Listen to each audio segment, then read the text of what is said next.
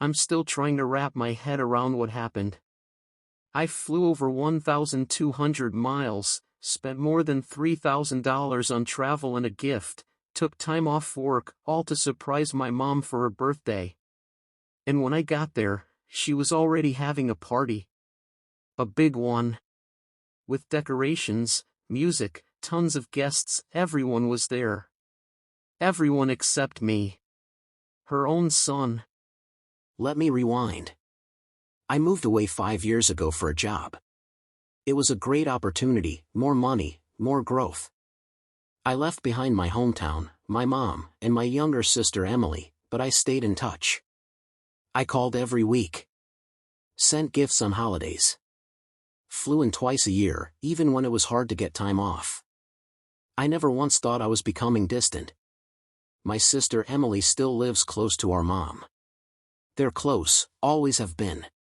But lately, I'd started feeling a weird shift. Whenever I called, my mom seemed distracted. Distant. Emily would always just be leaving when I called. And sometimes, Mom would say things like, "Emily helps me so much," or "You're lucky you don't have to deal with all this." At first, I brushed it off. But in hindsight, there were signs. 3 weeks before Mom's birthday, I called her and asked what her plans were. She said, "Just a quiet dinner, nothing big." When I asked if I could come visit, she told me not to bother. "Don't go through all that trouble," she said. "It's just another birthday." Her voice sounded off. But I let it go. Still, something didn't sit right with me. I missed her, and I wanted to do something special. So I planned a surprise. I booked my flight, reserved an Airbnb nearby, rented a car, and I bought her a gift. Not just any gift. A bracelet she'd once admired years ago, but never bought for herself. I'd been saving for something meaningful, and this felt like the right time. It cost nearly $1,500. All in all, flights, gift, hotel, rental, I spent over $3,000.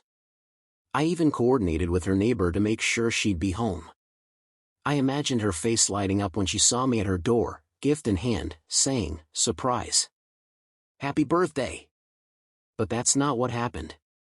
When I pulled up to her house, I saw cars parked down the street. Balloons! Music! I thought maybe a neighbor was having a party.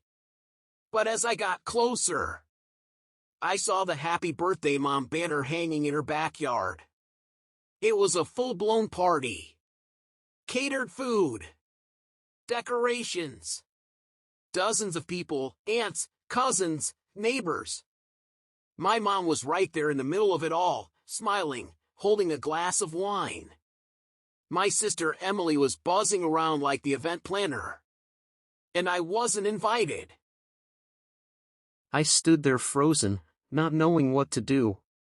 Eventually, my mom noticed me, and instead of being happy or excited, her smile just dropped. Like she was caught. She walked over and asked, "What are you doing here?" Not "Oh my God, or you came all this way." Just confusion. Almost irritation. I said, "I came to surprise you. You told me you weren't doing anything." She hesitated. Then said, "It was kind of last minute." Emily threw it together. "I didn't want to bother you." Bother me? That's when Emily walked over. Her face was all fake smiles as she said, "Wow, you came. You should have told us, we would have saved you a seat." Like I was a distant coworker who crashed someone's wedding. I just left. I didn't even step inside. Drove back to my Airbnb and cried like a kid. The bracelet? Still in my bag. I never gave it to her. The next day, my mom sent me a text, "Sorry if yesterday was awkward. Wanna grab lunch before you leave?" I ignored it. A few days later, I talked to one of my cousins who had been at the party. I asked if she knew why I wasn't invited. She hesitated and said, "Honestly? Emily told your mom you probably wouldn't come. That it'd be too much of a hassle." She said you didn't seem that close anymore and it might make things awkward. My own sister convinced our mom not to invite me. She made that decision for both of us. She painted me as a distant, disconnected brother, and my mom believed her. I don't know if I'll ever get over that. I don't know if I'll ever be able to see either of them the same way again. What I do know is this: you don't spend $3,000, fly across the country, and show up with your heart in your hands, just to be treated like a stranger.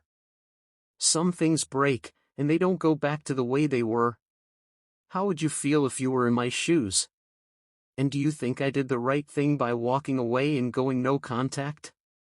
Let me know in the comments. I really want to hear what you think.